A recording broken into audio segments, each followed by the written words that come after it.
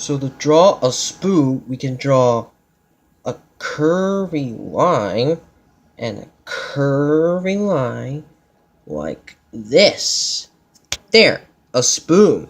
So to draw a bowl, we can draw an oval like this, and then a rectangle, and then a little curved line like this. There, a bowl. So to draw vegetables, we can draw carrot. Let's draw a triangle. That is leaves.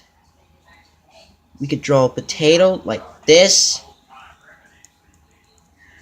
And then cereal, we can